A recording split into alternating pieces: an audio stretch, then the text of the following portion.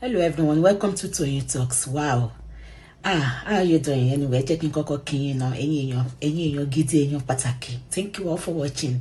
Thank you for following us. And if you're new here, we say you welcome. Thank you for joining us.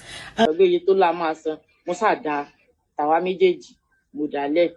Nígbà tí mo da tàwa méjèèjì lẹ̀, bá a ṣe tẹsẹ̀ bọ̀ nìyẹn. Bá a ṣe tẹsẹ̀ bọ̀ nìyẹn. Wọ́n ní 2020 a máa lọ sí embassy. Ṣé ń gbọ́ o? Embassy. Ó yẹn ọgbọ́rọ̀ lẹ́lẹ́nu wa, nígbà tó gbọ́rọ̀ lẹ́lẹ́nu wa. Àṣà òyìnbó yẹn sá lóhùn lè fún, ó sá dì náà ó lóhùn lè fún wa ní físàsà. Àti bẹ́ẹ̀. Sorry, I had to pause. Tola. So you did not doubt what Lande said. You want to doubt what this lady said. Clay, why are you guys not always fair when you are listening to people? Lande came out with his own story. We all supported him. Now this lady is coming out to tell her own side of the story. You said it is staged. Why can't we say Lande's story is staged too? To rubbish Lande, really? How about the first wife that he said Lande abandoned in the village with children? How about that one? That one is staged too. I mean, you didn't hear that there is a lady too that he abandoned in the village. His ex-wife that has children for him. Àti bẹ́ẹ̀ ní Lande ló ti ń pe obìnrin mi. Ṣé ń gbọ́ ṣé? Ní obìnrin tó ń pè o. Ọ̀rẹ́ rẹ̀ kan bá wa lọ. Wọ́n ń pè yẹn ní Bánúsọ. Àti bẹ́ẹ̀. Gbogbo owó tí mo sá kò dé ló sá wéèsì. Ìgbà tó wó yẹn wéèsì kó dẹ̀ níwàá kó tó di pé a máa lọ embassy yẹn. Késẹ̀tì Lande kan jáde, wọ́n ń pè ní ìjọba Lande. Késẹ̀tì yẹn, ó lọ́ǹtì késẹ̀tì yẹn, a pe yèyé ọ̀gá ńlá, gbogbo owó tí nígbà yẹn, pípọ̀ ní owó yẹn náà, èmi ni mo sọ ni mo kó lẹ̀. Bí físà travel ṣe wá bọ́ sí mọ́, Lande sì change nìyẹn. Lódì kọ́ lọ kó mọ́ wálé. Kó mọ́ wálé, ó lè fi èmi nìkan sínú ilé. Ìdìdòdè bí pé ó lè fi èmi nìkan sínú ilé, inú gbó ǹdẹ̀ ni bí ilé bá dé tó bá ṣẹ̀ṣẹ̀ wà níbi ilé ọ̀dọ̀ ẹ̀sìn lókù. Inú gbó ni ilé yẹn. Bí ilé yẹn ṣe bí ó ṣe sẹ́nì kankan, igbó lọ́tùn, igbó lósì, igbó wájú, igbó láàrin, èmi nìkan ni màá sùn ilé yẹn. Ṣé ń gbọ́ ṣé? Èmi nìkan ni màá sùn ilé yẹn. Ìgbà tí ọ̀rọ̀ yìí ṣe pé ọ̀tá mi fẹ́ kú sínú ilé, Lande ó ti jáde lọ. A ti jẹun níta, a fè mí lẹ̀ sínú ilé. Mo lè mọ́ jẹun látàárọ̀ dilẹ̀ sú. Èmi á tún mọ pìtì ẹ̀ máa tún mọ bò. Tí mo bá jáde síta táwọn èèyàn bá ní mo ṣe mo ti jẹ, màá ní mo ti jẹ. Ìgbà tó bá wá dé ló ṣẹ̀ṣẹ̀ mọ sọ fáwọn yẹn pé olórí etí jẹun o, kò tí ì jẹun kankan, kí ló dé tó jẹ? Màá wá sọ fún un pé ṣé gbogbo ọ̀rọ̀ náà ni màá mọ sọ síta pé mi tí jẹun. Ìgbà tí mo ti Libya-dé, tí mo wá sínú ilé Lande ó fẹ́ gbé mi wá nínú ilé ẹ̀. Ó ní torójú ti òun pé bẹ́ẹ̀dì tó ní inú ilé gan ó ti já mọ́lẹ̀. Ẹ̀yin obìnrin ẹ máa kọ́gbọ́n o. Listen very well o. I will tell you what is behind this kind of thing. Kí a lọ, wọ́n tó jẹ́ ká mọ sanwó náà tẹ́lẹ̀. Ilẹ̀lẹ̀ ni mo sùn. Ilẹ̀lẹ̀ ni mo sùn. Torí bẹ́ẹ̀dì tó nínú ilé ó ti já mọ́lẹ̀, everything ti já. Ẹ wò ọ̀rọ̀ pọ̀ nídìí ìwé kọ́bọ̀. Gbogbo ẹ̀ ni mo lè sọ tán. Gbogbo ẹ̀ ni mo lè sọ tán. Tí Lande tó ṣe sí mi, ló ń gbà. Wọ́n lọ́lọ́run ti jọ́ tó kó ló ń pẹ́ kó tó dájọ́. Ti sin jẹ́ẹ̀tì ló ń lò. Lande ṣe inú gbà. Kò tí ì rí nǹkan kan. Ó ṣẹ̀ṣẹ̀ bẹ̀rẹ̀ ni. Ó ṣẹ̀ṣẹ̀ bẹ̀rẹ̀ ni. Ọ̀rọ̀ pọ̀ o, ẹ̀gbọ́n ọ̀rọ̀ pọ̀, but mo kàn ní kí n sọ eléyìí kí n sọ fún yín ni. So everybody, ṣe ìyá àdìgbò kan tó ṣẹlẹ̀ báyẹn sí, ìyá tí pé èèyàn burúkú náà ni mo rú fún náà. Ó wá ń sunkún egbére káàkiri. Wọ́n ti láyàwó, ọmọ fẹ́ẹ̀ láyàwó ẹ̀ pàpọ̀ lóko tó ra wọlé yìí. Gbogbo èèyàn burúkú náà nìwọ náà ó tún wùwà burúkú sẹ́yìn. Ọmọ yẹn ní pé kó bá bẹ́ òun ó ẹ̀ṣẹ̀ bẹ̀rẹ̀ ni ó ṣe lọ bọ́ ọmọ yẹn. I started drinking warm water to help reduce wrinkles. Now, for my non-Yoruba speakers, the lady was They saw how explaining fast I was changing. how They she started doing met it themselves. this guy Lande in the picture you are Your looking skin at, will never look the same. who You'll have to accept accused, the wrinkles, sorry, fine lines, sorry, and Emma Binu, sagginess, the dark spots that appear. how she met Lande on Facebook. She said when she met Lande on Facebook, it was actually Lande's friend that she met.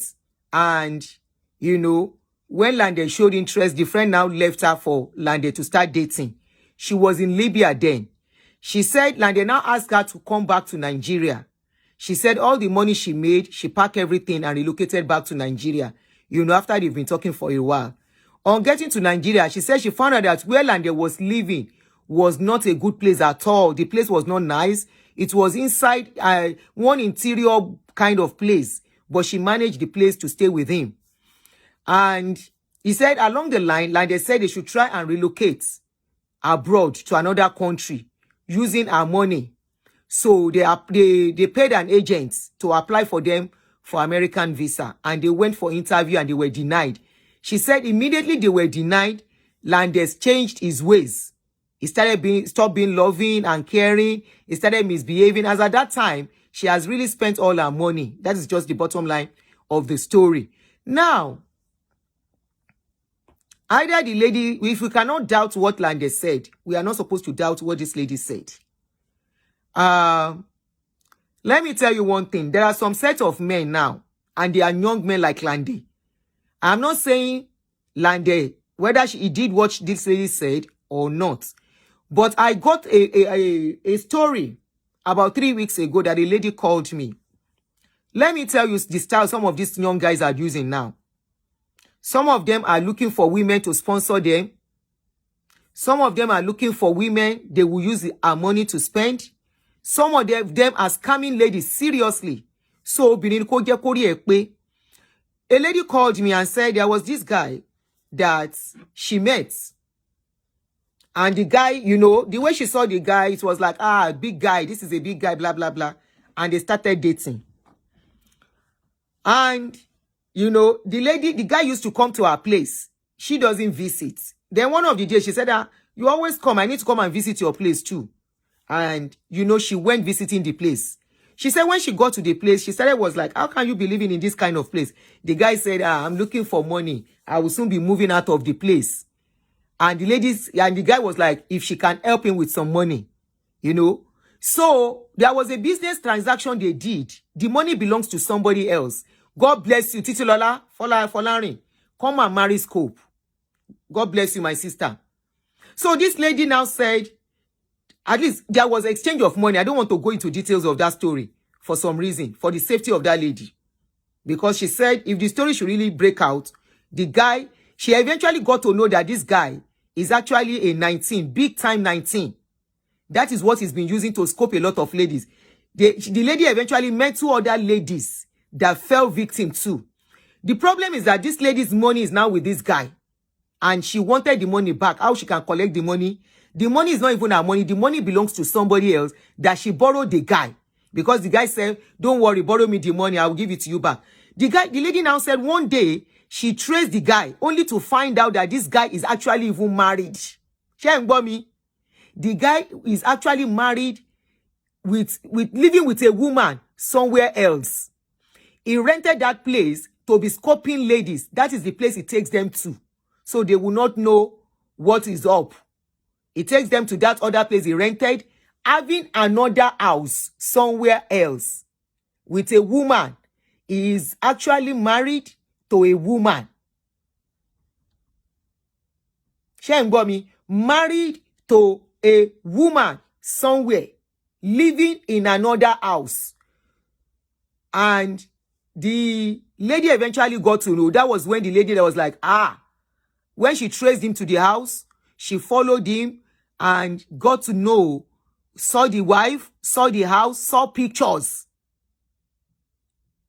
She did investigation herself and saw everything that she has entered one chance. In the process, she saw some lady that are always playing with this guy on social media. She contacted like some of them. 2 out of those ladies too fell victim of this guy. Now, unfortunately, they have contributed money for Lande. Sopotilo. Sopotilo is unfortunate. They contributed for him. This lady that he married was his scammer. Maybe when he saw this lady with her body and everything, Lande thought the lady has money. Oh, fair. By the time, you know, some ladies, it's not every woman you will go and climb and go. Some say Kayamata walk, I don't know. He got stalked. He got stuck with this lady because he's looking for a big babe. He's looking for a well-made babe that he will use and dump. Unfortunately, he got stuck to this one. And he's now cried out. He's now crying out and people are contributing money for him. Money for what? Money for what? They are contributing money for him to do what? Like his leg is broken. His hands are broken. Is it today that people are facing heartbreak? You face heartbreak? Whatever you lose during a relationship, Sopotilo, get yourself together and move on. And start your life back. And that is why in a relationship, you should use your sense.